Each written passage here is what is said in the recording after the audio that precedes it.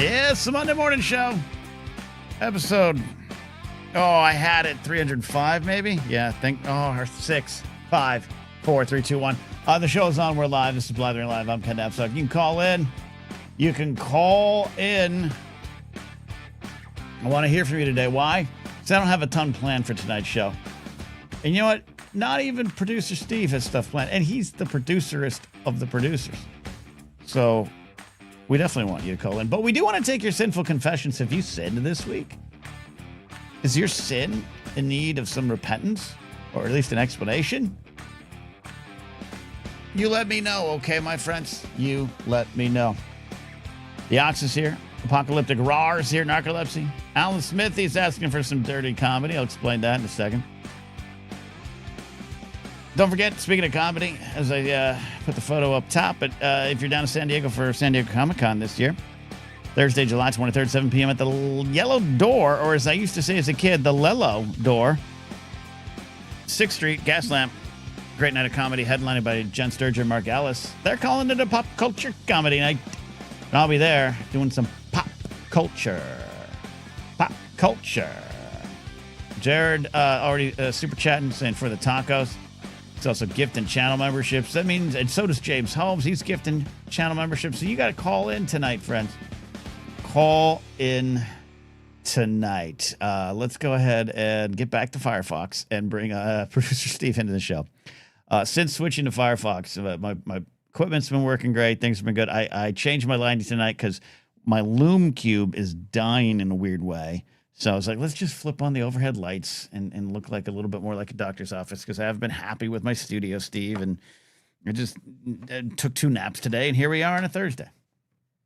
Well, the first thing I noticed, Ken, is one of us is going to have to change. What's that? I didn't. Because we're both wearing a black T-shirt. I didn't realize. I mean, this isn't. This is always. If you put on a black T-shirt, you know I'm going to have on a black T-shirt on. Yeah, I guess that's on me. That's my bad. 90% of my clothes are a black T-shirt now. Yeah, very, very. But we're not mourning anything. I don't think today. So I think we're good vibes today so far. I'm mourning being awake. I've just the whole day it's been like this. I was supposed to get up early. I was able to find a way to get my car in to get the brakes repaired. So I was like, I'm gonna get up. I'll get up like 7:30. Take it over there right when he opens. I woke up at like 9, and with that like kind of way, and that's been the whole day. And then I came back. I went to lunch with our pal Dorina, friend of the show, talk about some of her music stuff, and her coming on to promote more of it here. And I fell asleep before, and then she dropped me off, and I went back to do some work, and I fell asleep at my laptop with my hands like on the keys. Oh, I don't know. Did you have like a document that was like 3 pages of cues or anything like that? just like from just having your head being on the keyboard. It was an editing. Yeah, no, but yes. So anyways, that's my day. Okay, that's my day. Who cut your brake lines, huh? What happened? Who did it? Yeah, so about 2 months ago, around my birthday, I heard the first like, oh, that ain't good, kind of metal on metal squeak. Right. And I just don't know what to tell you. I'm not trying to always bring up lack of money or complain. I didn't have the money nor the credit room to get the brakes. I was like, the car will tell me when it's time to get it in. And finally brought it in today, and he looked at it and he just goes, oh, bro, yeah, man, metal on metal, all 4 tires. So I don't know how I was stopping. At least you didn't like hit anybody or run into an old lady at a stoplight. I got a little scared. On some of the journeys on the freeway where you're just like, oh, this is if this person decides to stop, there's nothing I can do. Nothing I can do. Laser Wilson's brakes are just a suggestion. I mean, I survived 2 months. I'll say that. I survived 2 months, but oh boy. But anyway, so yeah, I don't want this to be just a tired, yawn-filled episode, but I am really, if this was the old days where I was like, the blathering was just, if I get to it, I get to it, I would have canceled, and I'd be on the couch sleeping right now. But I'm here for you. Am I a hero? Yes, Steve, I'm a hero. Yes. Franny might disagree. Franny probably would prefer the sleeping on the couch, napping route. But Franny, bills have to be paid. So here we are. Do they? I'm contemplating choosing one credit card a month to not pay. So to put that money on a rotating basis. Yeah. Put that other money towards rent and other things, and just like, Tucker Carlson suggests none of us pay on credit card bills now. He's Oh. on the record saying that. So we're a socialist. taking advice from Tucker now. Oh no. Yeah. That's where we're at. Republican Ken really has returned. Yeah, right. yeah, to not pay his bills, Hey, but at least we got the chief negotiator, the greatest negotiator in the history of the universe, negotiating such a great deal. As more information comes out on that. Steve, we got some sinful confessions tonight. Inge Vea says at least pay the minimum. Oh, that's all I pay. That's all they get from me. I try to go $1 or $2 over just so their computer machines think, all right, it's not the minimum, but yeah. Wait, who was that? Who's that? Inge Vea. Oh, that's okay. right. That's right. You did pretty good. You did pretty good that time. Inge Vea. You got to say it.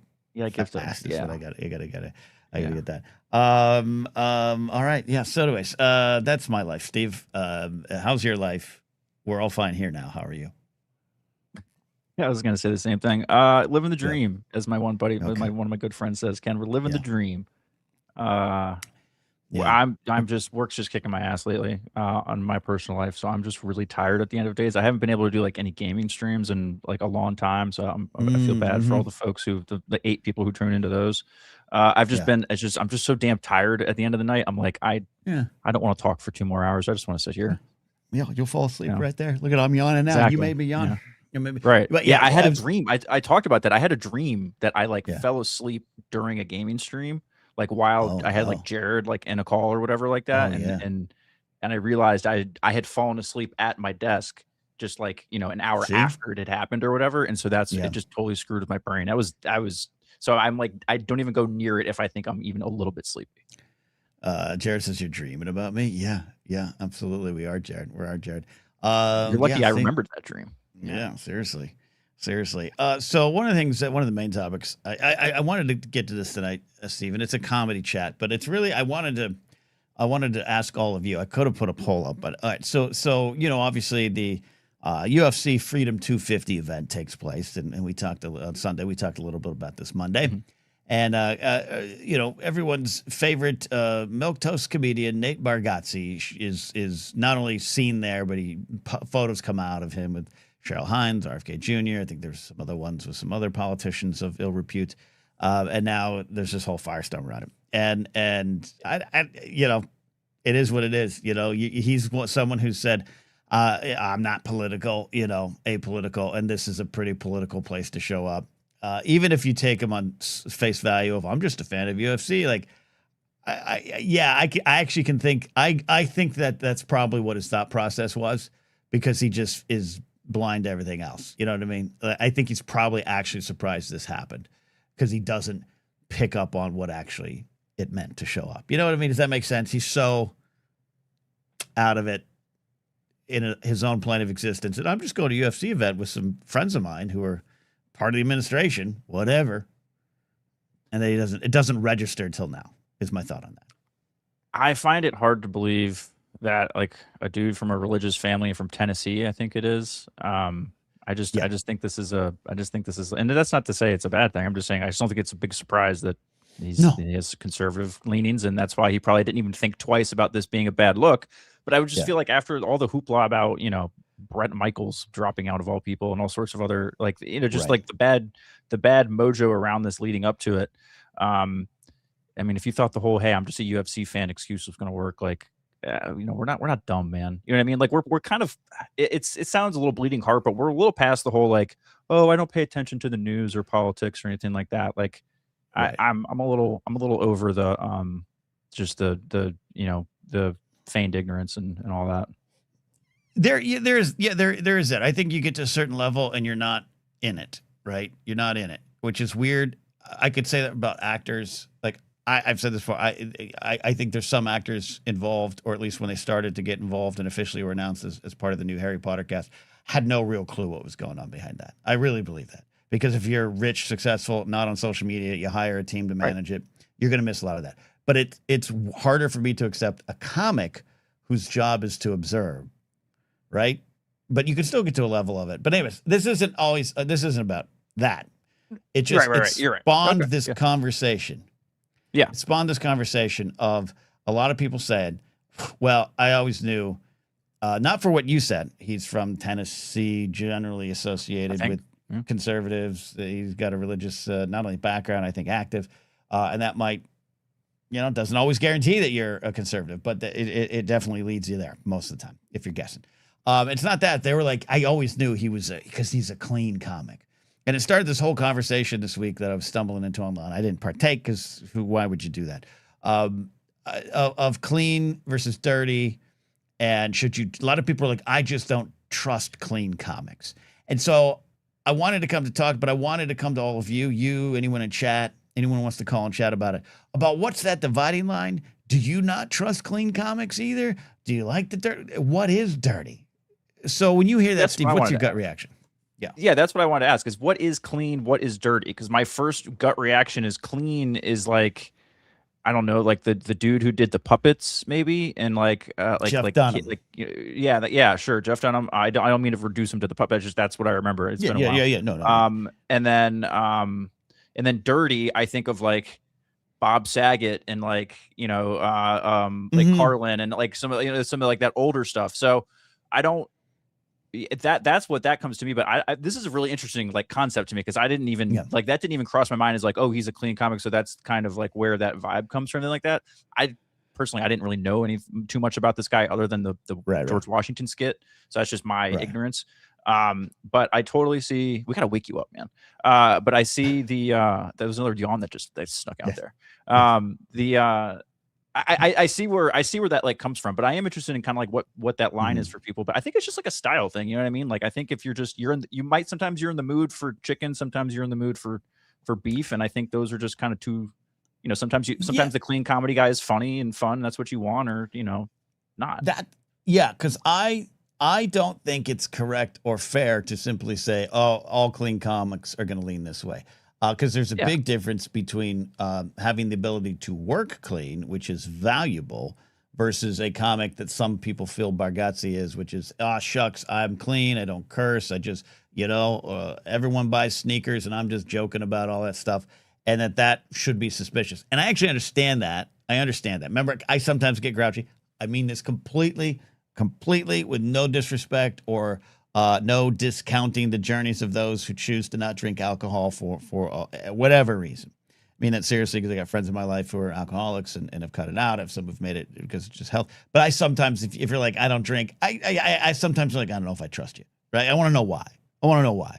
Because I didn't drink and I didn't trust me. Like, I didn't trust me.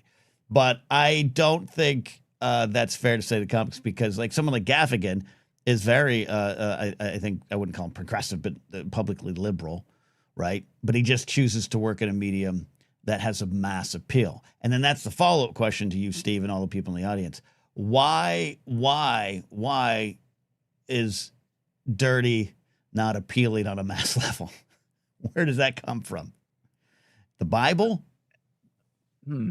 Yeah, maybe. I think the dirtier you get in the comic sense, the less wide of a net you're casting. I think you kind of hit the nail on the head before, where you're saying it's the everyone Republicans buy shoes too mantra, like right.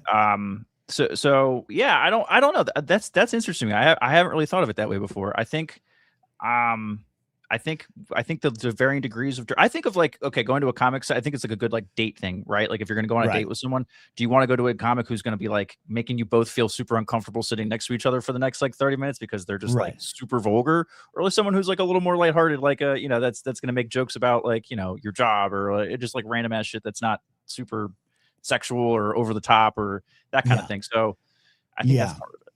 And then because I put on the thumbnail stuff, Tolviv, who is a great comic and is like considered like she's like the new filth queen is kind of her title, Tolviv, and I think that's actually the title of one of her albums, and she's pretty dirty, but the other side of that is to me is if dirty, there's dirty, and then there's vulgar.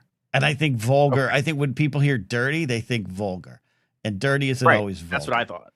Okay. Yeah. What is the difference? I don't know what the difference is. Explain this to me as a stupid person. Yeah, I think the line is if you're talking about, say, sex, or you're talking about it in a frank, honest way, I don't think that's, I don't even know if that's dirty, but the words could be make it considered dirty. But again, that goes back to Carlin and his 7 dirty words, which again was never about the words. It was about a right-leaning Christian conservative government and movement trying to say that people should not, you can't say those words because, you know, they're pushing their beliefs onto the rest of the people. And that's why Lenny Bruce and Carlin and those fought those kind of wars, you know? So I don't know. But I know there's a lot. I'm trying to explain the line. It's like you could talk about, I don't know, you can make a reference to like a sex towel, you know, they don't teach you in school when you're growing up, that it gets messy. You can go to that direction and laugh and it's all connective, or you can go granular, like a Ren and Stimpy close up, and that's when it's vulgar to me. Gotcha. When it's like,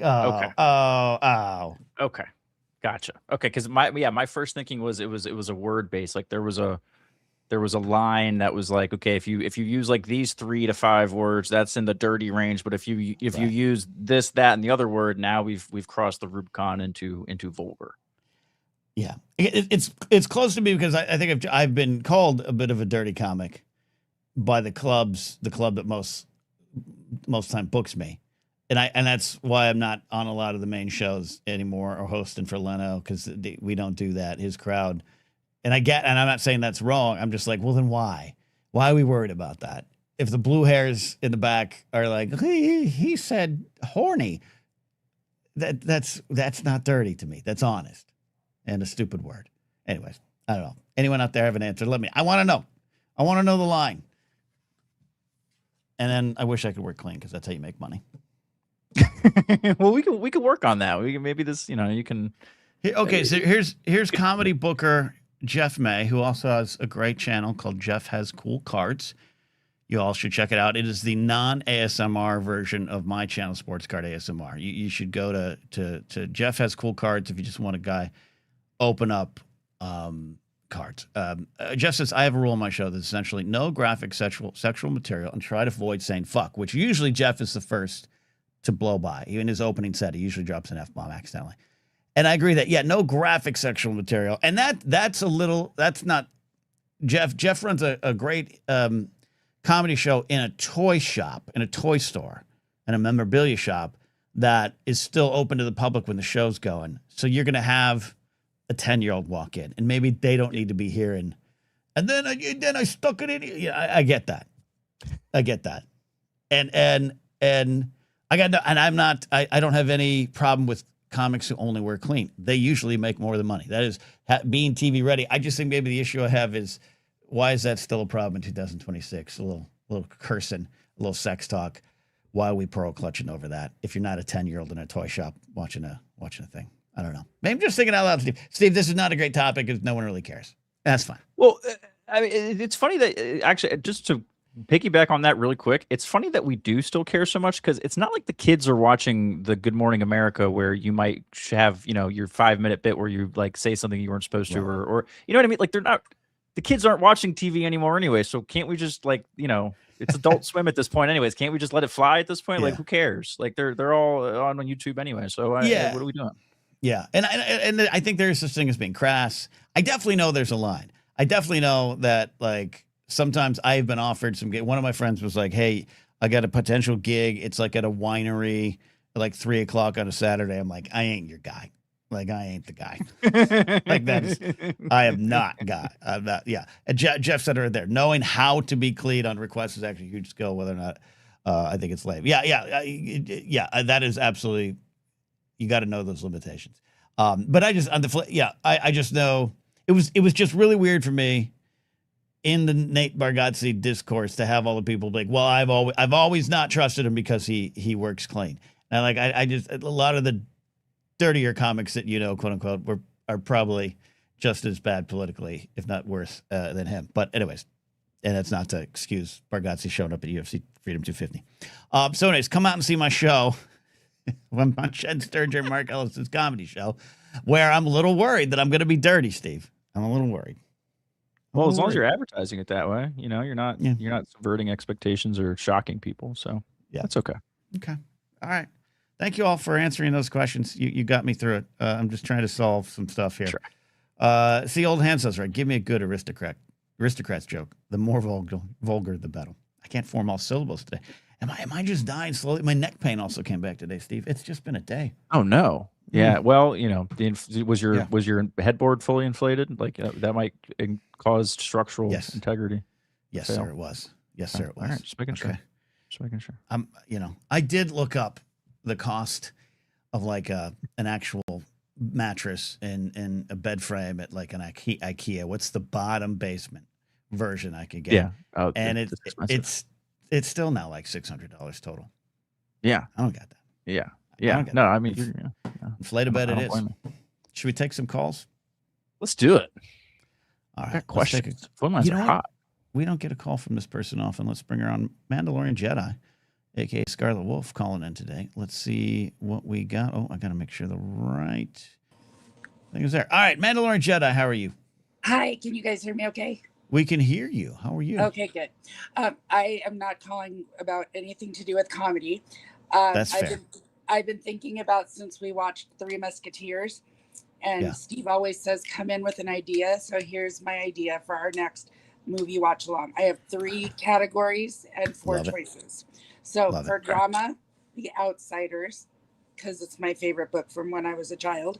Okay. Action, Top Gun Maverick, highly quotable, both of them. And comedy, which I think might be the most likely one people would pick, is Major League. Okay. Speaking of dirty. Sorry.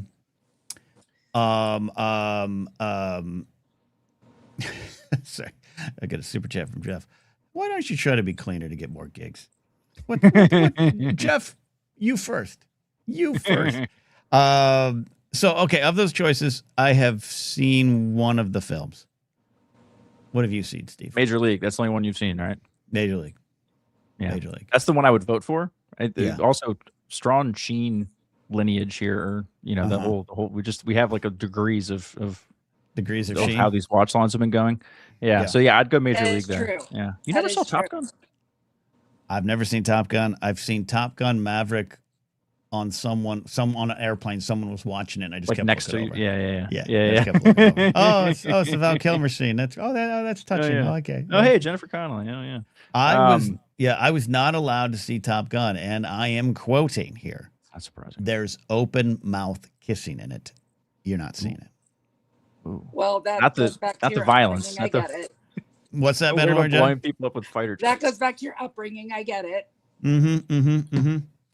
Okay. Even Brady said Major League. All right, so we'll start preparing for this for a July movie watch along. Major League's always great. We're coming up in the All-Star game. Midsummer Classic. Not that anyone watches that anymore. The perfect timing and everything. Could be. What do you like? Take me through these choices, Mandalorian Jedi. Outsiders, you said you have a connection to the book, yeah? Yes, I read it probably about 47 times when I was 13 because it's amazing. And the movie's just as amazing, but it's very sad. I didn't think that would be one that anyone would vote for. Top Gun, I saw. I saw in the theater, no joke, 15 times. Okay. And Top Gun Maverick, I just think is highly funny. Highly funny. Yeah, okay. There's a lot of funny parts to it. Okay. Okay. Jeff Mace's Top Gun Maverick is elite, but Top Gun sucks out loud. That seems accurate. That's accurate to me. Okay. So then Major League, why are you drawn to Major League? Because I haven't seen it in a really long time. I just remember that I always thought it was super funny, and I love baseball. I love the Yankees. Not that that's about the Yankees, but I love the Yankees. I just want you to know. They defeat them. Yeah, that's good, as you should. It's the only thing I like about New York, apparently. And in the National League, though, my heart still belongs to the Arizona Diamondbacks, even though I don't live in Arizona anymore. Steve says you can't root for 2 teams. You can't root for, I'm sorry, Mando. I mean, it's great that you can you're okay with one of those teams like doing well, but you can't have merch from 2 teams. I draw the line at merch. Wow. She doesn't have. Do you have merch? I think I have more Diamondbacks merch, but that's because I lived in Arizona. I watched. I lived in Game Arizona 7. too. Yeah, but you're a back east fan. I watched I know. Game 7 of the World Series, sobbing when Mariano Rivera came in, thinking this is it, we're gonna lose, and then they came back and won. Every time I see the replay, I still cry to this day. But Me too. I got to visit old Yankee Stadium though, and I my didn't get to mom go cried in the locker room. My mini sports flex there is I went to that NLCS because that was when I lived in Arizona as a kid. Oh.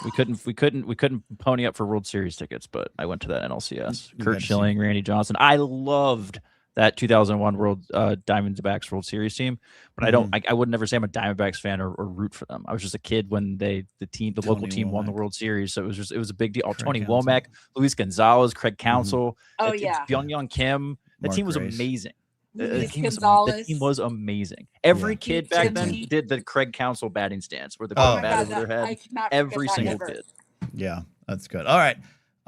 We'll put this into the blender and see what comes out. Mandalorian Jedi. We'll try to do that July movie watch along. I mean, Top Gun would be a good. Sounds like it might be a good July movie, right? It's got some. But like you said, it is going to be right around the All-Star break, so that's true. Major League could be a good choice too. All right. I think we can, we'll work on that. Okay. We'll put that in the Discord or a Patreon poll as well. And I like that. Thank you, Mandalorian. Thank you for calling in. You don't call in a lot. I will try and call in a little more. I always have to ask Steve for the link, but I will try and call in more often. Just copy and paste them into your notes app and you just have it ready to go. All right. Sounds good. I'll talk to you guys later. She's not going to do that. Let's keep the calls rolling. It's a call-heavy show tonight. If you want to call in, become a channel member or a Patreon supporter. If you get into Patreon or you get into a YouTube channel membership, go to the community tab in YouTube. You'll see a pinned post that has all the links to call in and on Patreon as well. Don't forget, the Blathering voice mailbox is up and going, and it's going great. So we'll play some calls maybe Saturday if we got some. If I'm doing a show, definitely Monday. If we got some. So, all right, let's bring in Chris Kiefer. He's calling in. He might have some takes on comedy. He was a comic with me for a few years there. How you doing, Chris? Hey, gentlemen, long time, first time. This is Cracker Jack Chris here with a hot sports take. Hey, Leroy, keep it down. I finally got through to the blathering, okay? All right, here's my hot take. The modern three-point revolution has broken pro basketball and turned the league into a geometry convention. Nobody runs plays anymore. It's just five guys standing around, handing the ball back and forth until someone tries a 30-foot jump shot. If it misses, nobody even runs back on defense. Remember when you had to drive into the paint and earn a bucket in the 90s? Now if a defender breathes on the guy, the whistle blows and it's free throw city over here. All right, I'm going to hang up and listen to you tell me why I'm wrong. Hey, get back to work over there, Carter. We got to wrap this up. Man, that's a Jim Rome call, and I love it.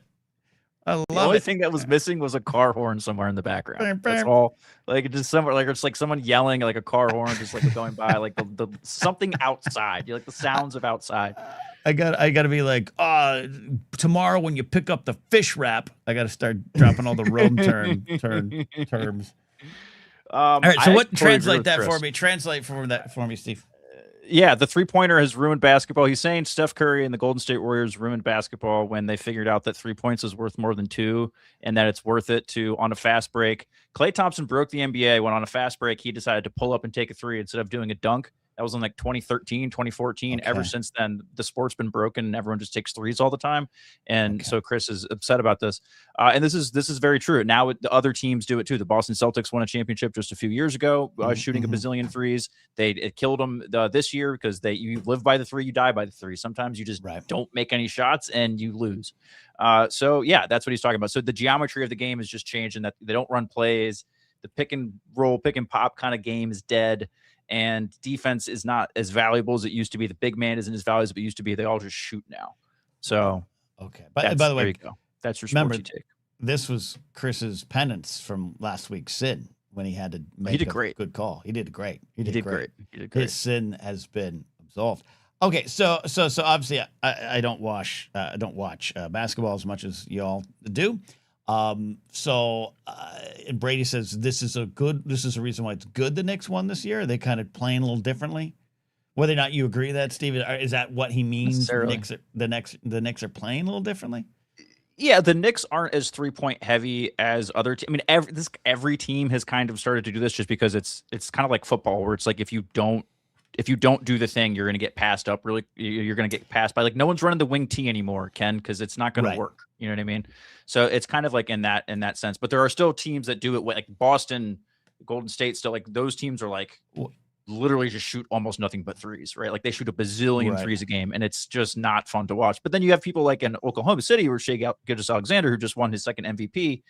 Yeah. That dude is doing Phantom of the Opera every time he goes to get a layup because he's just falling over if you blow on him and he tries to get a foul. And that's not fun to watch. Let me go back to the wingtip comment you made there. What if the Miami Dolphins were to start running it? Do you think it could work if you go so far back in the playbook that teams don't know what to do with it? No, because defensive ends aren't like just fat, like blob guys now. They're like athletic. They're like some of the most athletic people on the field. And so that's why that doesn't work anymore. Yeah, they call them edge rushers now, which is really bizarre. I thought that was imagine trying to run the wing against Myles Garrett, Ken. That's not going to end well. Yeah, when I find, because I obviously got back into football like 2 years ago, and I was like, what the? I remember I asked you, like, what the hell's an edge? And you're like, it's a rusher. It's maybe defensive end linebacker. It's a defensive end, but they're linebackers playing defense. It's confusing to me. Yeah. Give me Jason Taylor. I think he was an early edge. All right, so I'm understanding this. I don't have no hot take on it. It's a great call from Chris. But so basically, this is like in the NFL, no one goes for the extra point anymore, or no one punts anymore. Yes. That's actually a great analogy. Okay. Yes, that's actually great. The increased emphasis on the 2-point conversion, I think, is a really, really good comparison for this. But it's worse in the NBA. Like it's way worse. Like the prevalence of the issue is much worse in the NBA. Is similar to, I think the biggest one in baseball was, it doesn't matter if you strike out. We'd rather have you try for a homer, right? And the games change dramatically. And nailed it. People like me don't think for the better. But also, it is what it is, and it's not necessarily going to go away unless Tony Gwynn, God rest his soul, returns, rises from the dead in the grave, and starts batting .394 by plunking balls into left field. Right, exactly, exactly. Yeah, until someone just is hitting dingers past the shortstop for just for maybe a double or a single every time, then that's not going anywhere. But I think the baseball did stuff with the shift. That was a change too. Like baseball has, I think, been the best of all the sports to adapt recently, which is crazy to say because baseball was so bad at that for so long. Right. But I think in the last few years they've really made a really good effort to do that.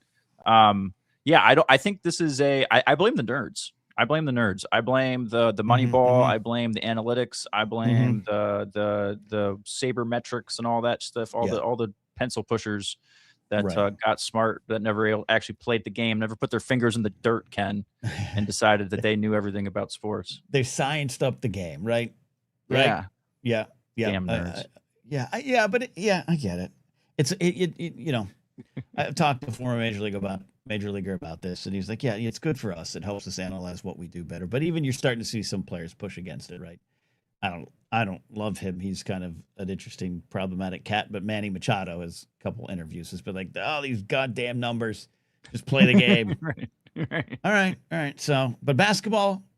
Well, I'll tell you, is the NBA? How is it faring right now in terms of popularity? Well, the business.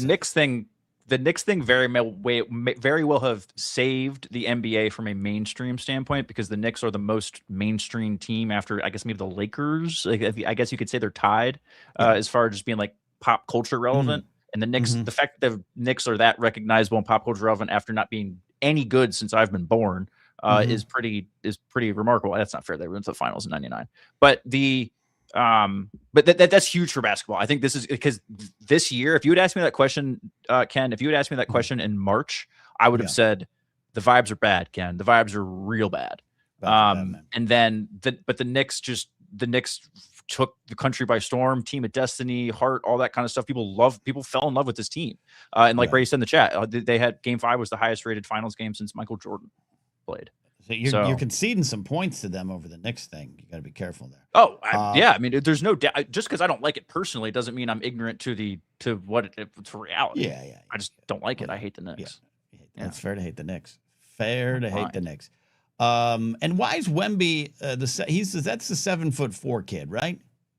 Yes, that's the alien. That's He was watching that game. He's crazy. 7'4" is being generous. I think he's taller than that. Wow. And why is he a villain? Because I was watching that game. I watched the final game. Why? Well, he was a little salty about how everything went down. He kind of talked about how this was a big learning experience. He did the whole this is never going to happen to me again. He did the whole I lost, and this is typically a thing in the NBA. The Knicks kind of went against the trend. And that, well, actually, no, the Knicks have been in the playoffs for a few years in a row, so not so much. But typically in the NBA, you suffer first before you win the title. Guys go to the finals, they go to the Eastern Conference, Western Conference Finals. They claw their way up there, but they fall just short. And then they eventually win it. They don't really come out of nowhere and win. So the fact that the Knicks did what they did, it was impressive. But Wemby is expected to be there. People Wemby's going to run the league for the next 10 years because he's an athletic freak that can dunk, shoot, do whatever he wants. It's hard to play defense against. He can just put his hands up to play defense. Yeah. So he's kind of a cheat code. So he was ahead of schedule being in the finals this year. So people think that this is going to kind of be the start of his villain Joker arc of having lost in the finals and everyone kind of shitting on him. And he didn't play up to his potential. He definitely underdelivered. I thought the future of the NBA was that chubby kid in LA now. They used to play in Dallas. That you always make. Oh, well, that's out where you guys are. Yeah. Luka is, and he's there is a young generation of player that is kind of the new face between, and Wemby's a little bit young, is still younger than Luka. But we thought that was going to be Zion a few years ago before that. And he hasn't gotten out of New Orleans. He was as hyped as LeBron. There's a team in New Orleans still? Yeah, the Pelicans. They used to be the Hornets. The Charlotte Hornets? Which were in Charlotte. The Charlotte Hornets went, no. So let me give you, so the Charlotte Hornets went to New Orleans. They were the New Orleans Hornets. Chris Paul played there, Wake Forest. Mark Ellis would know him. He tried to go to the LA and they said, no, the LA Lakers would be too good. You have to stay. So that was the whole thing. And then that pretty much tanked the entire franchise. So then they changed from the Charlotte Hornet, or if they changed from the New Orleans Hornets to the New Orleans Pelicans when the Charlotte Bobcats became the Charlotte Hornets again. What? The Charlotte Hornets changed their name to the Bobcats and then back to the Hornets. Just tell me the Toronto Raptors are safe. Yes. The Toronto Raptors are fine. There's still a Toronto team? They're still there. Okay. Yep, they're still there. The Hornets did a Browns. Okay, Jeff explained that there. That's a good way to do it. Yeah. But by the way, the New Orleans Hornets did not, that was not easy to get off the tongue. Okay. It's like the no, Browns it's not. Okay. It's not. Yeah. Yeah. I think once you, I think once you leave and you come back, you shouldn't get to become the other team, the old team again. I think the Cleveland Browns should be the Cleveland Rockers or something. See, this is why the new Tennessee Titans color scheme bothers me, because they have now adopted the Houston Oilers color scheme full on, and that's if I'm a Houston OG Houston fan, because I imagine you're OG Houston Oilers fans. I imagine they're Texans fans now. I don't know, but if I'm a Texans fan, I'd be like, that should be us. We should be able to use that stuff. That's weak. So if you're a Baltimore fan. If they're here's my question: all the really old dudes sitting in the stands in the 400 level in Baltimore, claiming Johnny Unitas and all the Baltimore Colts stuff, is that a thing, or is that do they have, or is an old guy in Indianapolis saying that because no, this is the Colts? How does this shit work? I'm so glad none of my teams have moved. Yeah. I know what you mean. Yeah, no, the Indianapolis Colts, they're the franchise. It's like the Washington Nationals. Have all the Montreal Expos career stats. That's more direct. That makes sense. They didn't leave. If Montreal had, if how did it work? I don't know. That doesn't matter. We've lost 9. We've lost 9 viewers trying to figure this out. So we're gonna move on. I can tell when sports talk. I forget a lot of people come to me from the nerd stuff. Not that you can't love both. Jeff May is a sports fan who runs a toy store comedy show. Okay, you can be both, friends. You can be both. All right. By the way, if you want to confess sins tonight, you just do it. We're no organization tonight. No organization tonight on the show because I think I could fall asleep right now. I think I could close my eyes and fall asleep. Just something in me today. I don't know. Ethan's on the show. Ethan, how are you? I'm doing well. How are you? I don't know why I do that every time. No, I always say, "Hey, how are you?" It's polite, but it's polite. Okay, it's polite. Yeah, I think you're good. Okay. Do you want to confess and sin? You got a question? What do you got? No, I had some thoughts on the clean versus dirty comedy Please, thing. okay, I want to hear this. Okay, so you guys were talking a little bit about, like where's the line? Why are we so hung up on this? All of Yeah. that sort of a thing. Right. So I think that a big part of it is that, at least here in America, Mhm. I feel like a There it lot is. of the Puritan roots really, play into this Mhm. because like I feel like a comedian could make a lot of jokes about something violent and not necessarily get in trouble, Mhm. but Mhm. if there's sex involved, then they're dirty. Same with this comes up with It's sometimes the same with movies and everything else. movies. Yeah. Because we're Yeah. asked And backwards sometimes. so, yeah. And then, Yeah. Okay, that makes sense. Thanks. Okay. yeah. And I don't know. I think that plays a big part in it. And then, like, I Okay. totally understand people that wouldn't trust a quote clean comic because you're totally right. A lot of them do seem to lean a certain way. Yeah, I said I do understand, especially with Bargatze, because Yeah. sometimes the way you approach it, like Gaffigan, Brian Regan's one of the all-time greatest comics. I don't know. I was going to say Regan. Yeah. I've seen Regan live many times. He's a legend, clean, funny. Like that's the way to do it. I don't know where he goes. I think he keeps it all secret, but I don't know. Okay, continue. Well, maybe that's just indicative of the whole thing, because I'm sitting here thinking that Regan probably leans right. Is that just because he's clean? Right. Steve, why are the liberals so dirty? Because the liberals are honest. They're putting on less of an act. That might be it. I just pulled that out of my ass. They're not. It's being very honest. smart. You're necessarily wrong. I don't think you're necessarily wrong either. I really don't think you're necessarily wrong. Yes, because you know what? You might have pulled that out of your ass, but sometimes, I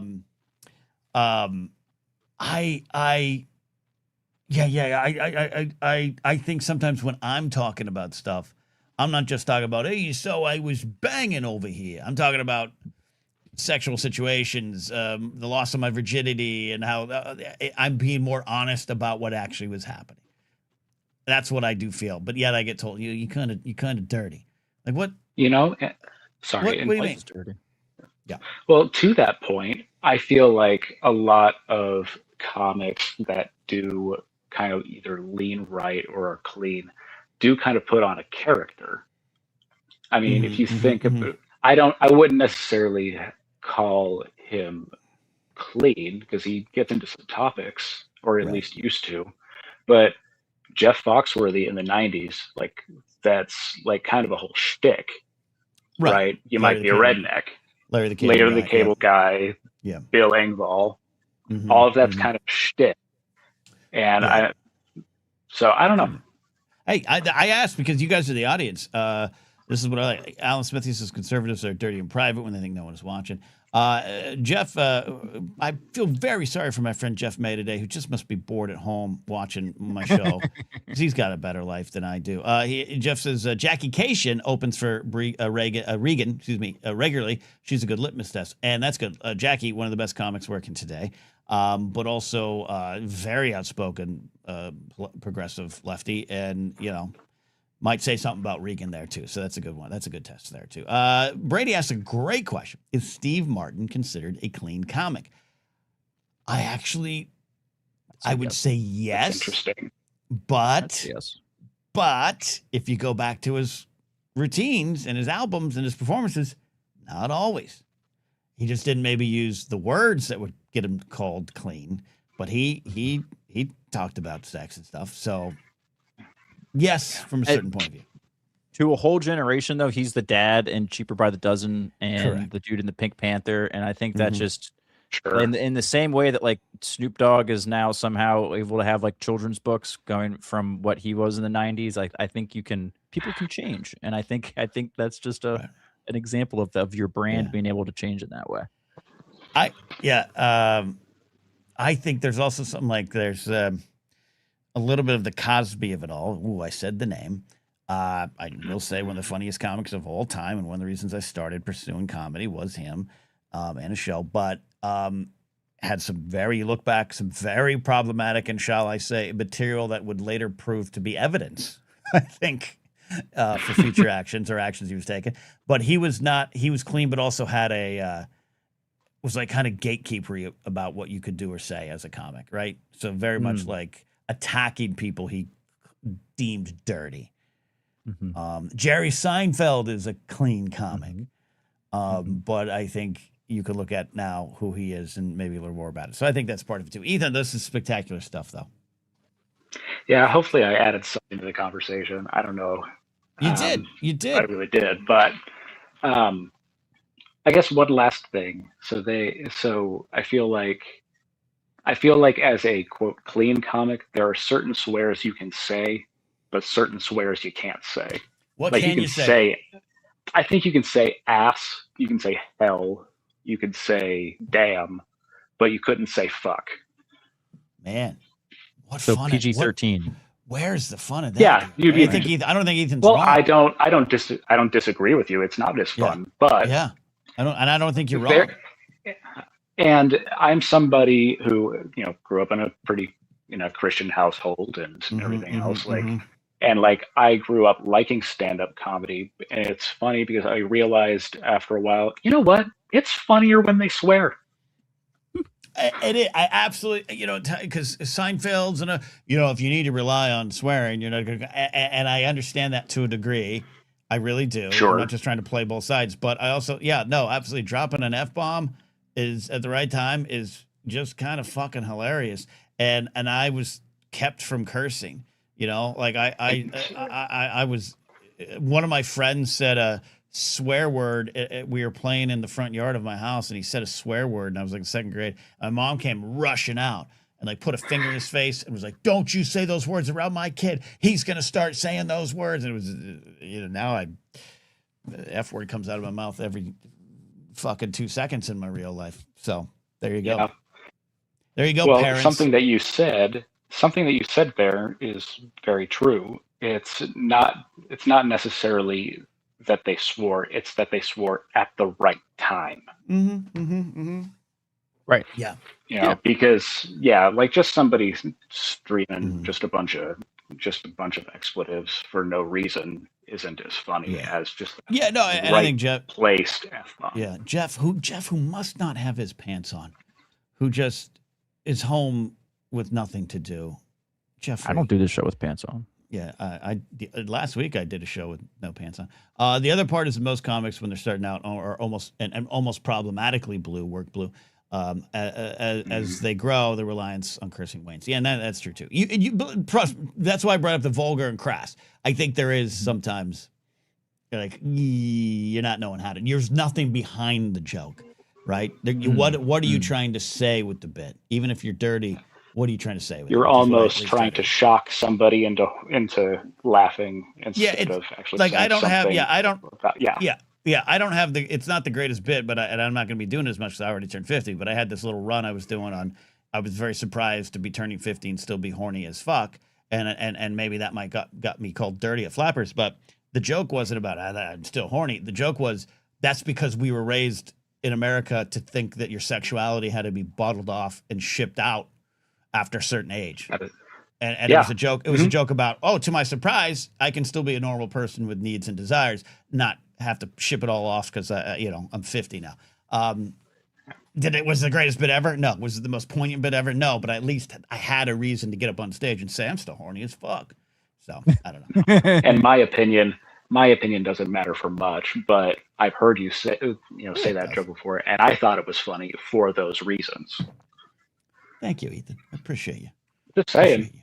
Yeah. All right. No, it's good. No, it's great insight. Great insight. All right. Thank you, Ethan. I appreciate it. I really do. That's why I wanted to make it the topic tonight. I wanted to actually talk to you all about it. So I appreciate it. Thank you, buddy. Yep. Have a great night. All right. Let's get Jared the Tie Pilot. It's a calls night. You want to call on the show? Become a YouTube channel member, Patreon supporter, patreon.com/Napzok. Now would be a good time to join that Patreon. So you can catch up with our previous watch along. That's right. Three Musketeers, the mid-90s classic we watched in honor of Steve's birthday. And now in July, it looks like maybe we might be doing Major League, a movie I've not seen in a while. There might be some problematic jokes in there. There might be some things. There might be some things. There's a couple. It was the 90s. Jared the Tide Pilot called in today. How you doing, Jared? I'm doing good, gentlemen. How are we feeling today? We're good. I do want to highlight Jeff May, my buddy, did just join my Patreon page, paid the year ahead. And that means I get to buy some groceries in July, and I'm very thankful. All right, Jared, how stoned are you? Halfway between not moving and couch rot. Wow. Okay. That's working on it. I got tomorrow off, so we're working on it. Okay. Keep bastard. Yeah. Thursdays are my Fridays because I work Saturdays. Oh, you got split days? Yeah, I don't mind it. I mean, technically my schedule is Monday through Thursday and Saturday, but I basically go in 7 days a week because I am one of those. I don't like working 10s, 12s, stuff like that. I'll go in for like 5 hours, 7 days a week, 4 hours, 7 days a week. Okay. So whatnot. You wouldn't want to join a police department. My neurospicy enjoys it being spread out like that instead of. I can get it. Yeah, you want to join a police department and work 3 12s and 4 10s and have 3 or 4 days. I did 15 years in medicine doing shit like that. I'm good. Yeah. Okay. Yeah. What medicine did you work in? Oh, I did a little bit of everything. I was in an OR for 5 years. I did trauma response, worked with the elderly. I did. I don't know how much I can talk about this with YouTube rules, but I did. If you donated your body to science, you came to me first, and I turned you into the bits that doctors and whatnot played with afterwards. Wait, what? Wait, you've never Jared's said this. like, you've never said this. You have called, or you have held this in your calls in the past. You used to chop up dead bodies and hand over the parts that were donated. Yes, dude. You've been holding out on us for like 2 years. Wait, what? Yeah. I mean, I don't, here's the thing. I don't know why I'd be surprised that that's how they do it. Yeah. Let's check the records. Yeah. He says, you donate, give it up. Yeah. Let's take that. Within a week of dying, you came to me on ice. I would assess, do all sorts of stuff, talk Game of Thrones with the other lab guy with me. Then we'd start doing our things and get on to sports talk in the afternoon. And just slice up spleens and shit. And get pizza. Yeah, and when he says getting onto our things, he's talking about cutting up human bodies, by the way. Yeah. So I'm going to regret asking this. What is the method? Are we talking like bone saw or like water jet thing? Like, no, how does so this happen? It's two things. One, a extremely sharp 1-inch scalpel. You'd be surprised how much it's the human body is one of those great things where you both know that you're held together by like cartilage and like whatnot between your bones. It's one thing to know that. It's another thing to know that it only takes a 1-inch knife to completely remove arms, legs. Oh no! And if we had to go through bone, you would think. So you're picturing this great medical bone saw in your head, I'm sure. Bone saw is ready. Right. The day I started, I was given my company Amex card and told to go to Home Depot and get a Sawzall. And we used you Dexter this shit. Yeah, we used blades that were good for wood. At least we're Did all you ever tough cut as up wood. the wrong person? Yeah, No. did you ever like get it? Oh shit, this person was donating a liver. I got a gallbladder. No. Right. Okay. All right. They're like, no, Jenny was supposed to. We were only supposed to cut from the leg, like the legs down or whatever, and now it's backwards or whatever. She was supposed to have the an best part about the funniest part about this job is, so I would mostly because I enjoyed it, but I would take these parts to conventions and stuff where most of the parts that we procured went to orthopedic companies to test out new knee replacements, spinal fusions, stuff like that. Oh man! So there would be conferences where these orthopedics companies would show their new stuff to doctors, and they would come in and try it on actual, human tissue and whatnot. They have these conferences in very nice hotels in New York City and whatnot. The amount of 5-star New York City hotels I have stayed in for free is obnoxious. And what I love about this is I've got literal coolers of like feet, knees, hips, whatever, and just walking down this this hotel room, and there's soccer awards to the left, a dance competition to the right. I'm walking to my continental breakfast, and you're going by with a suitcase full of limbs. Yep. See, yes, this is insanity. And this is also why, when people are like, when you die, when you buried or burn, or like, I'm like, I don't give a shit. I ain't going to be here. I'm like Tormund Giantsbane in Game of Thrones. The dead can't hear us. So this is bonkers to me, but also like, this is what happens. You're ground shock after this. And Jared's walking around looking for extra bagels in the lobby, and he's got 2 feet in an ice chest. Oh man, I see. Here's the thing. I agree with you for that for the most part. The only thing, because I'm an organ donor, it says on my license plate. I don't care. Go ahead, do what you got to do. We're talking about our future, Steve. Right. Well, gee, that's morbid. There is one thing I wouldn't want to happen to my dead body. I wouldn't want to be eaten. I mean, right? I'm whatever with it. Like you'd care about that, right? Like I wouldn't care. Like I wouldn't want that. I would rather not be eaten. You know sure. I mean? Yeah. Unless it served a purpose. Unless we're in the Alps. That serves a purpose. Yeah. But like I don't want to. I wouldn't want to be eaten. You know what I mean? Like if me and Jeff May go on a comedy tour and our plane crashes in the Alps and I go first, I'm going to be a tasty snack for Jeff. Jeff can have at me. But I meant like a bear or something. Like I don't, I don't know if if that's one of the options for like what they do with like I don't want what Jared does. It's like if the scrappers get sent to like the Boston Zoo and they're like, okay, we got to feed the lions now. You know what I mean? Like I don't want it. Yeah, I get you. No. I heard I heard they do that with dogs after they pass or something, and they feed it as I can't deal with that. No, I don't want my dog when we were finished with you, you went to a furnace. See, that's okay. Okay. Whether you had or the family wanted you back, you either went back as cremated ashes or you went out to sea and we dumped you. Okay. Yeah, this is. By the way, this probably upsetting more people than just me saying, "Are you horny as fuck?" Like that's what I think. But the horny as fuck would get me back. The details I could give you. I don't want those right now. Exactly. I don't think I want those. That's why I don't talk about this, I guess, on the YouTube, because I'm just like, I don't know how much I should say, even though it's all medical and appropriate. But you're not doing. Yeah, you're not. You made it initially sound like you're working on some black market in the Eastern Bloc or in 1965 or something like that. Okay, that's great. All right, well that was and people are saying you did say this before, but I don't listen. Number one and two, you might have said this on a gaming channel or something. I don't Who remember knows? I don't remember this. If I sure don't remember it. I mean, I might have, but. Like I said, I don't. But okay. What's your actual question? What's your actual? I was calling in to also talk about the comedy thing, and I had a confession. Okay. Well, hit with the comedy. Well, my thing is, it's between dirty and vulgar. It is. I feel like these days too subjective. Like there are certain ways you can go about it, but I think it's also an issue of marketing. Like going to a comedy show. Is it going to be, jokes about how we were raised on trauma from Disney, or is it horny as fuck conversations here? I feel like comedy shows need better flyers, for lack of a better old term. Right. Okay. Okay. If you want a unified theme, so Jeff May puts out his flyer for Blast from the Past Mint on Card comedy. Which you all should check out locally. Whether I'm on it or not, you should go support Jeff and the show over there. Always got a great food truck out front. You want here's the 7 comics, and they all like talking about esoteric shit. Yeah, something like, or even this just popped into my head. I don't think we you also could do brought that, up the idea with movies.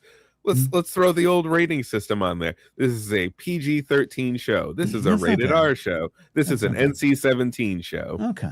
Sometimes they'll advertise things as the Dirty Late Show or something like that. And I think it's serving exactly the purpose that you're kind of bringing up. Yeah. It's like I said, in my subjective view, Carlin was dirty. Jim Norton is vulgar. Right. Jeff May wants the Hillary details. Clinton over here job. wants to put the explicit labels on the CDs. Tipper Gore calling in. Maybe make me ask my mom to get my game from Blockbuster, not let me check it out by myself. That's amazing. That's amazing. All right, what's your sin? All right, so I need to know if this is if I've been bad or not, Daddy.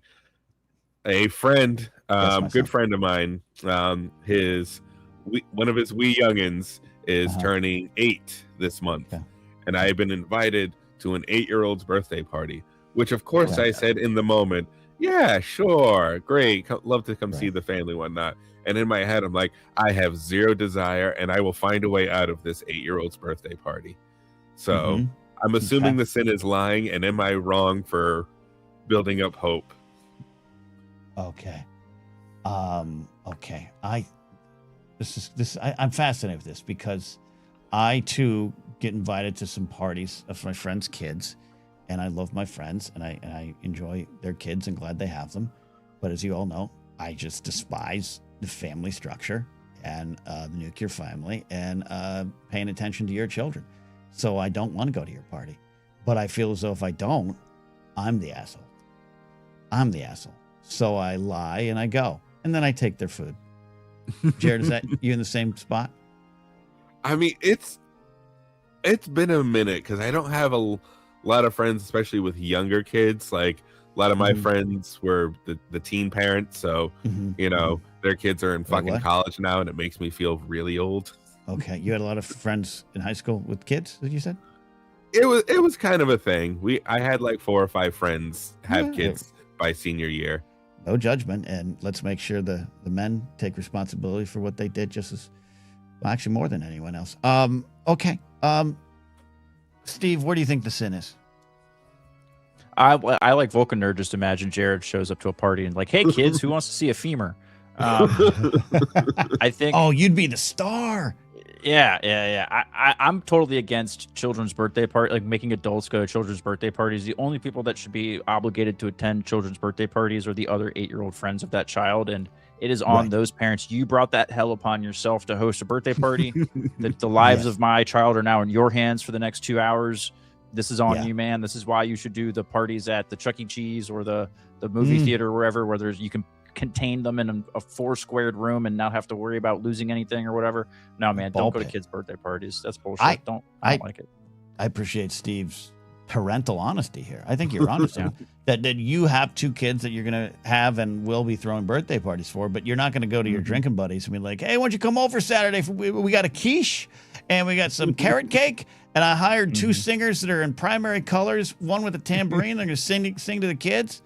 Yeah, Steve, you and I could be friends in real life. No, thank you. I try to get out of those of every single excuse I have. To be fair to my friend, this was more of the way the invite went was, if you're interested, we're having a cookout for blank's birthday. It wasn't it wasn't an official like flyer in the mail. I throw that away immediately. Yeah. It was a very understanding, but it was just more of a. I immediately went with the and then I'm like, wait a minute. Yeah. I don't want to go to this. Yeah. So a lot of people are saying no sin. Jeff has saying yes was the mistake. Always say maybe, because if you commit, your word should be unbreakable. So the sin was against yourself for committing. I can see that. Your word should be unbreakable, Jared. That's my standards to live up to. I mean, this, what are you, a fucking knight? I was gonna say, are we in Game of Thrones here? I'll tell you what, Jared. This is why you should start. You're in a band, right? But you should start stand-up comedy, because there's no greater out when someone goes, hey, we're having a thing Saturday night, or you want to meet up to it? And you're like, yeah, I'll swing by. I might have a show though, and no one questions it. And there's several comedy clubs. There's people with laundromats who have shows. You can do it in an alley, a toy shop. So they can't really check. And if you're like more of a regular performer like me or a Jeff May or Mark Ellis, they just assume you got a lot to do. So you can be like, oh yeah, I got a show. And then you're 35 minutes tops, you're at the party. And then you're out. You're ready to go. And no one's hurt. No one's feelings are hurt. So I know I gave away the secret. All right. Jared, I don't think there was... Did we answer your question? I think so. I feel better about this. I don't think it was a sin against them. The sin was to yourself and your own schedule. And you can heal thyself. And I think there might be a call out at work that day. That's fair. That's fair. Jared, everybody. Jared. All right, Thank you, Jared. Stay safe. All right. Love that. All right. We've got one more call queued up here, Steve. Just checking some stuff. And it's a doozy. And I will say right now, especially if Kingsport Cal calls in, he's not in the chat now, he's probably working. I do kind of have to get out here at 6:30. So if anyone calls in after and they get through, it's going to be quick. Okay. All right. But she's back from her speed dating adventure. If you were listening to the show on Monday, on Advice Monday, she called in to ask for some advice on how to get through speed dating night. We all agreed she was brave for even going, that I don't think I could have done that. I think a lot of people would have been intimidated by the process, but she went to it, and we're going to get the update. It is Dr. Addie, our resident professor of smart things. Addie, are you in love? I have sped dated. This is great. Is that the correct past tense? I think you did. I have so many questions. You speeded. Okay, all right. Fire away. What are your questions? No. Well, first I want you to give us like a 30-second recap, kind of give us the summary, and then I'll dig in. Okay, so they were 6-minute rounds. Oh, okay. God. That's a long time. That's a long time. And we got an icebreaker question at the start of every round to help get the conversation going. Okay. I met 10 different guys. They're suitors. Okay.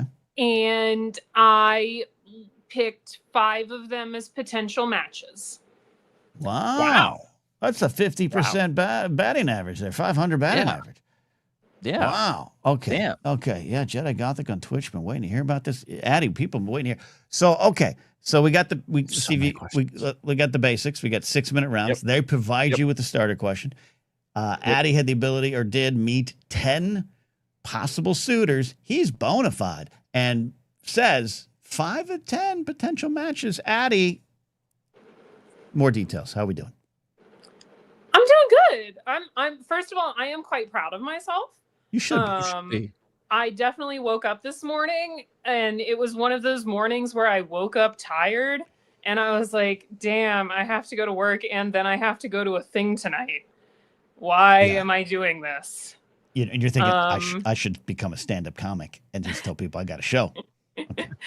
So I had second thoughts all day, but I tried not to let it get to me. And then I got to the venue early, which was good because there was a little bit of a parking situation. But I got there, I was able to have my appetizer in peace. Made some friends with some of the girls that were there, which wound up being who I also hung out with afterwards and kind of debriefed with, and we had food. And did you guys claim territory and be like, no, John and Harry are mine? Did you trade like Michael for a first round pick and something else and some cash considerations to Susie or something? I would have loved to have been a fly on that bar top. Oh yeah, me too. Yeah, of hearing them and then that guy with his polo shirt. Yeah. Okay. There was a polo shirt and cargo shorts, Ken. I bet there was. He did not make the cut. There you go. I do have to ask, what kind of appetizer did you have pre 10 mini dates? So this place that I went to is one of my favorite places in town. And I had a freshly baked soft pretzel. Okay. I think that's okay. Neutral. That it's neutral. Yeah. You're right where I'm at, Steve, where I can't plate of nachos. I'm not finishing the dates. Can't do it. We're going home. Right. But pretzel. Right. Okay. All right. So what was the too? Did you said you got different starter questions for each round? Yes. And were you asking, did you move around or they moved to your table? How does that work? They moved to my table. I got to sit at the same table all night. That's good. Yeah. Okay. You can feel comfortable like it's your territory, right? Pretty much. That's where I ate my appetizer because my name tag was already sitting on the table, so I knew where I was sitting. I was also at table number 1, so I'm number 1. Oh. Wow. Okay. Okay. All right. So I think they did it alphabetically by first name. Yeah. Addie. Okay. Yeah. So you sit down. You're table one. You get Ethan asked, what was the ratio here, men to women?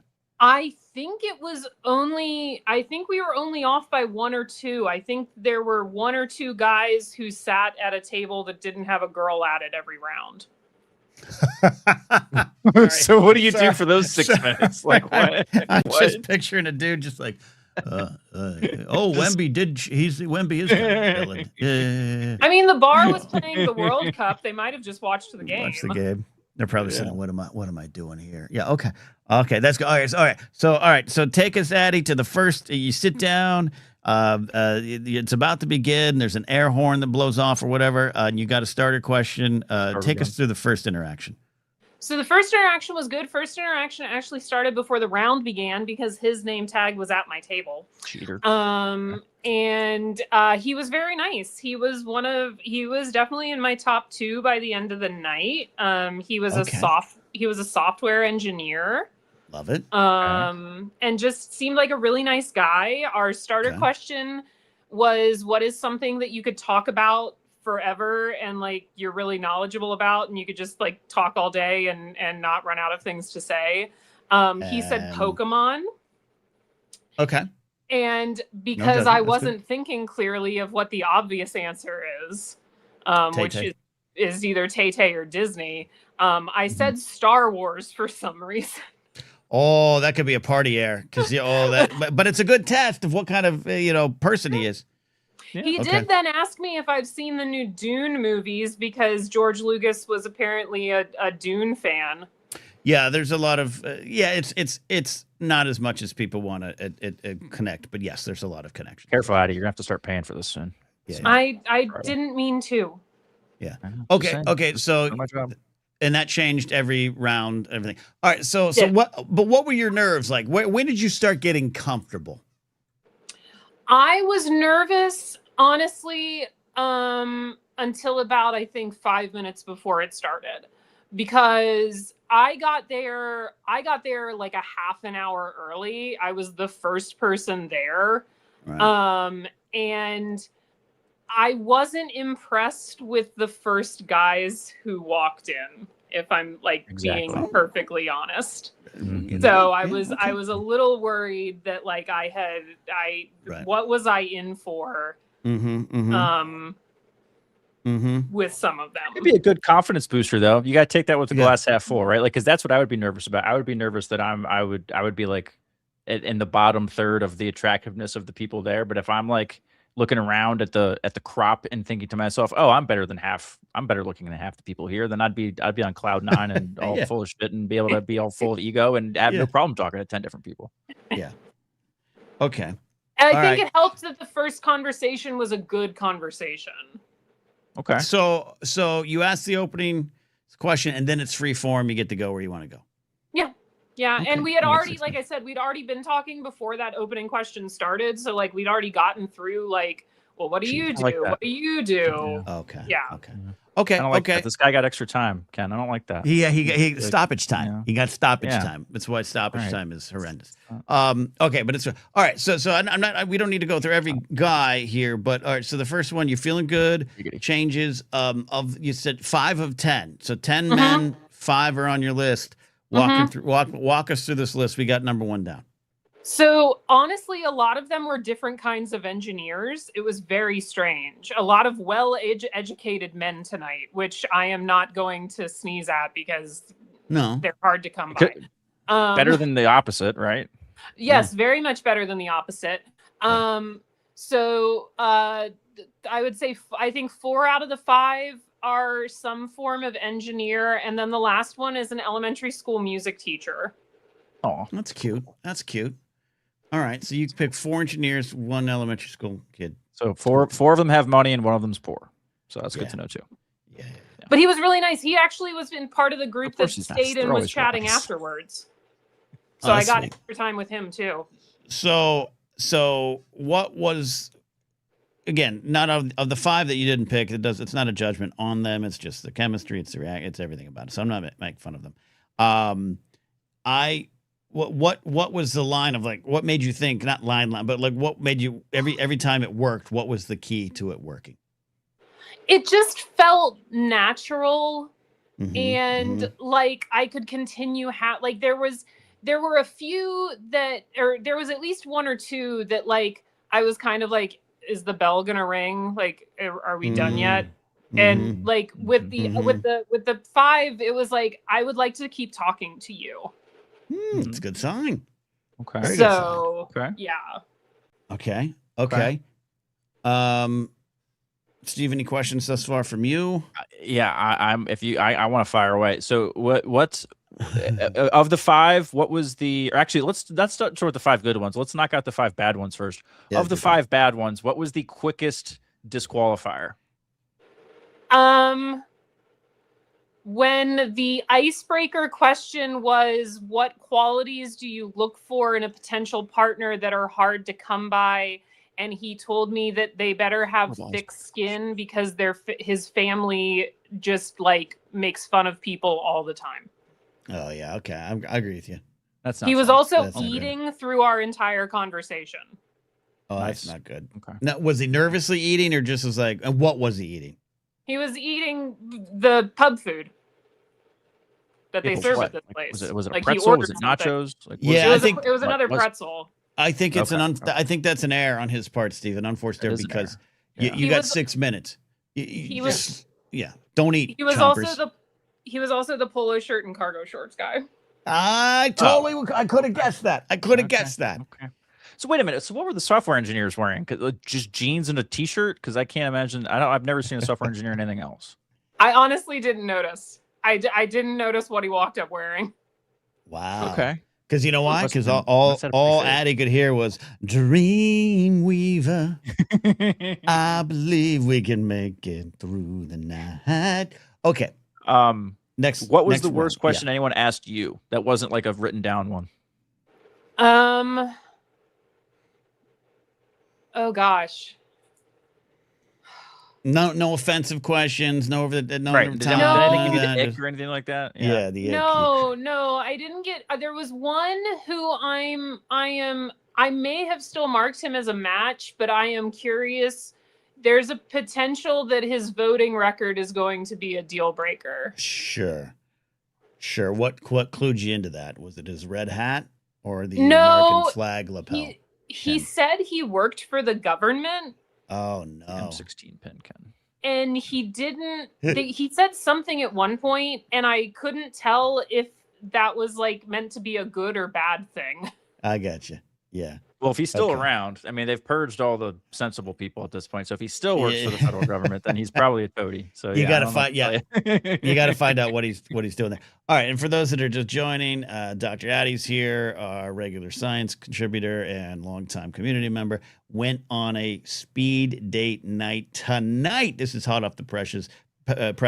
All right, so these 5 are kind of done. You got 1 you got 4 you're good with. 1 you're like, we'll see what he says come the midterms. But what's the next step? So I had an online form that I had to fill out with whether or not I was interested in being friends with this person, dating this person, or if I was not interested. I had to submit those by midnight. But you did it. They told you at the end of every round to like take out your phone and be like doing it as you did, so that like you would remember who was who. Right. And then I will get notified tomorrow if any of the matches are mutual, and that's when we get contact info. So this is just like an app. This is a real. Yeah. This is what we used to do before the apps. Okay, that's fascinating. Are you nervous about this, Addie? I am. Because I really like 2 of them.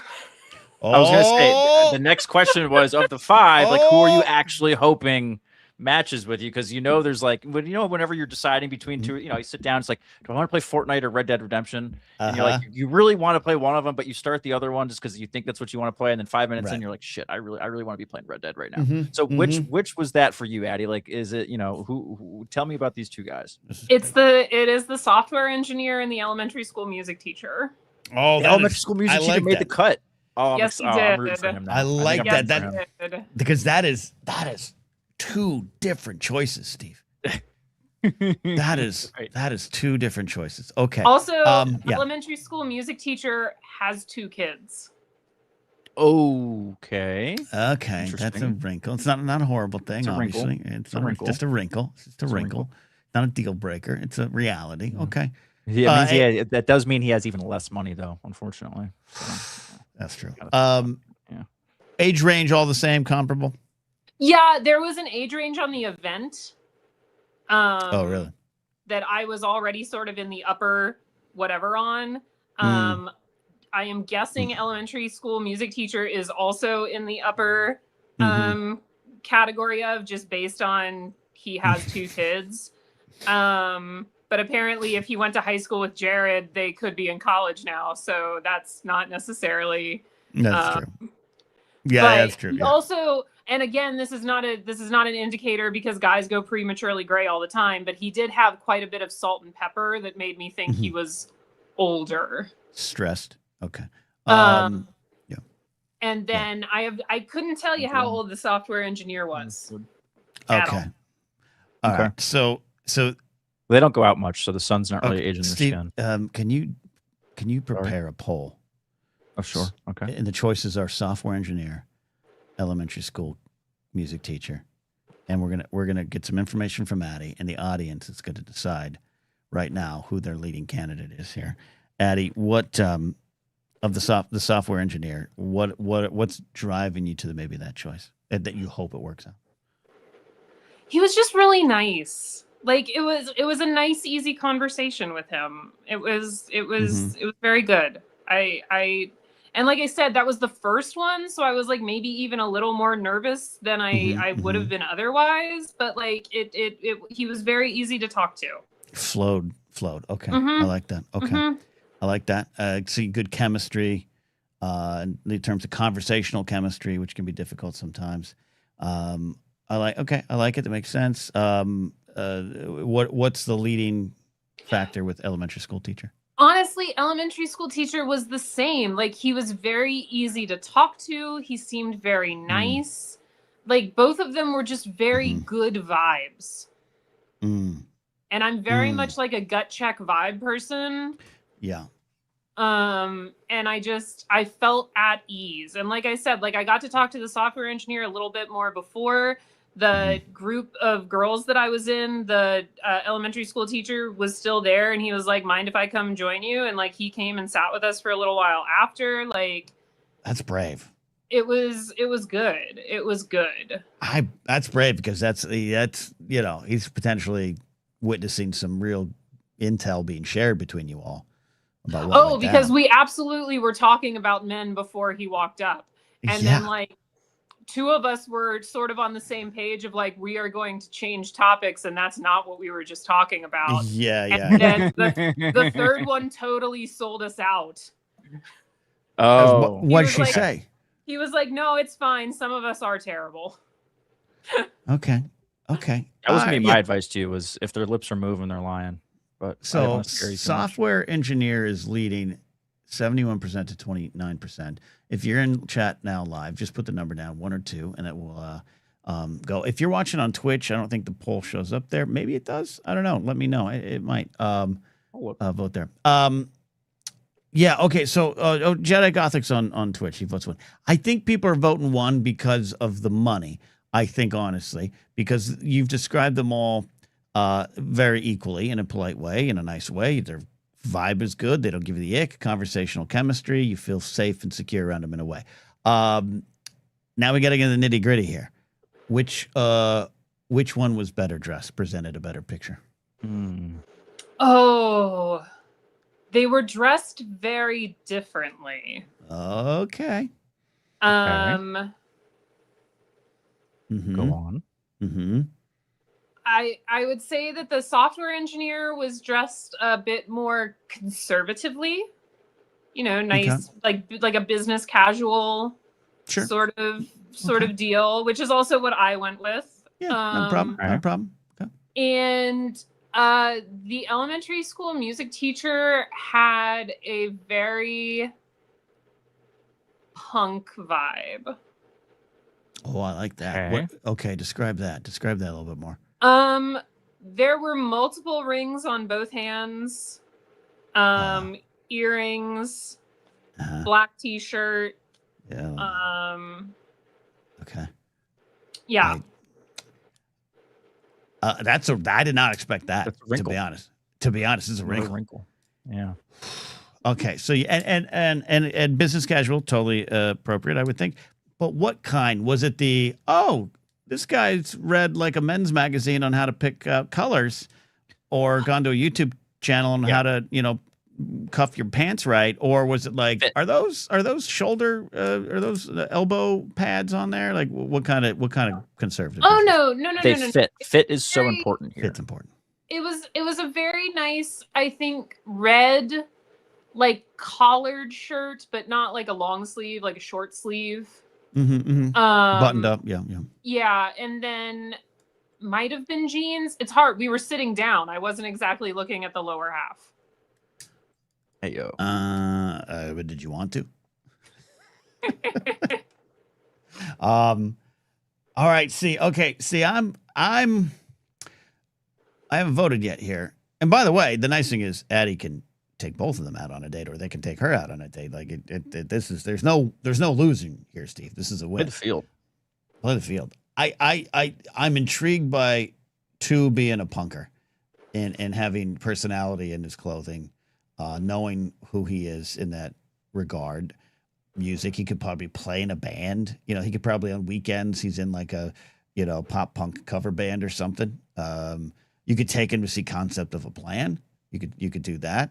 There's something about that I like. The kid thing is not a problem because obviously single parents need to date and find love. But it's a reality. The other one does not have kids, right? Not that he mentioned. Oh, that's a good point. Okay. If you have kids and you don't mention them on the initial, like that's not misleading. Cool. Would you say it's misleading, Steve? Yeah, I'd say that's a red flag. Yeah. Okay. All right. I'm gonna register my vote. I don't know if it counts for me if I do it. Yeah, it does. Okay. I voted everywhere. I think it only counts it once. Okay. I'm gonna vote for 2. That he's the first one you take out. Okay. Okay. All right. Steve, the easy winner is the software engineer. Yeah, and in the poll, the software engineer took it, and I think that's just the community looking out for Addie's like just future and well-being and everything. She doesn't want to live behind the middle school where this guy teaches music, so she's like, all right, go with the guy who's a software engineer. So I like that. Okay, makes sense. I do have one final question though. I do have one final question, Addie. Okay. Okay. You don't have to answer anything beyond what the question is, but of these 2 gentlemen, or maybe of the 5. Which one did you feel some heat with?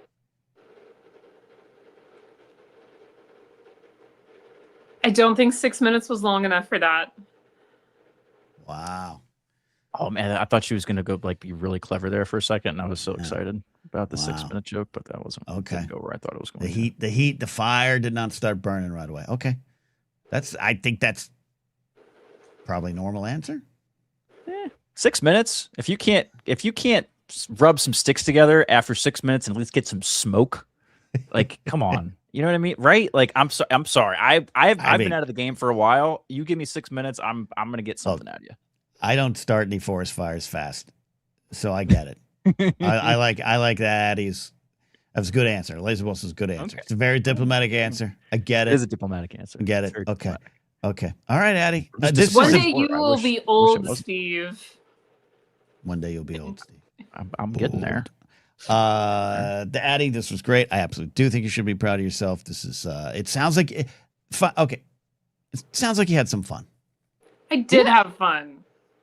It sounds like you had a great time. Like you sound genuinely excited about all this, and it was especially knowing how nervous you were going into it. I'm just so happy you did it. So yeah, me too. That's the important thing. I didn't want you to come away from this psychologically damaged, scarred, or hurt, or upset, and especially since we kind of or murdered because or murdered. That was an option. That's always, unfortunately, an option. All right, Addie. Oh God, that's a great question from Laserbolt.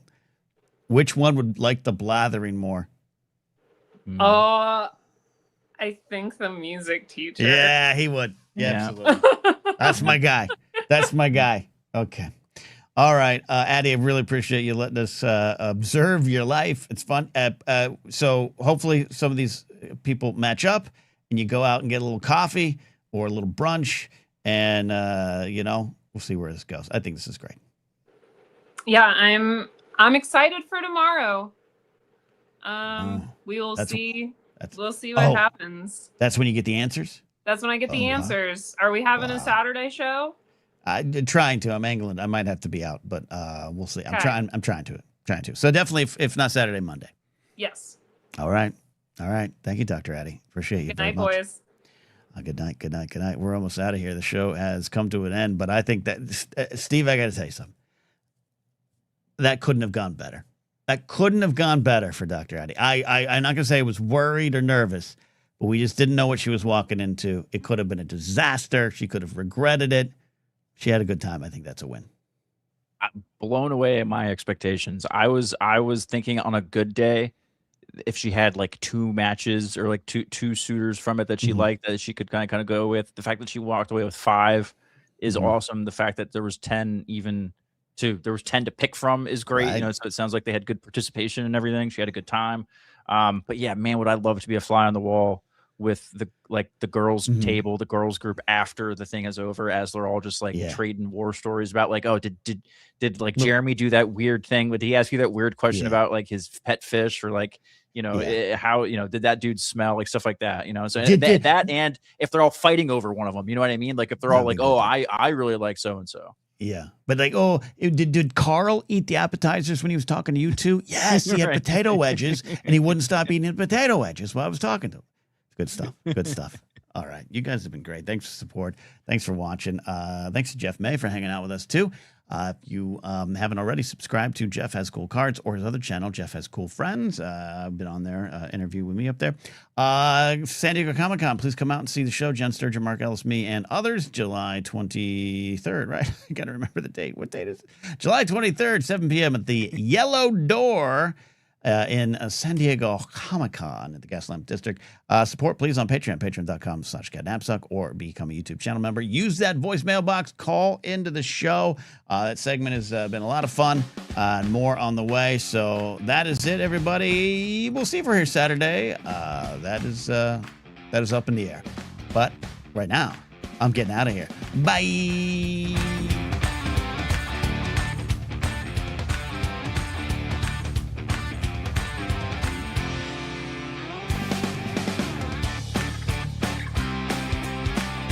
Inge Bea.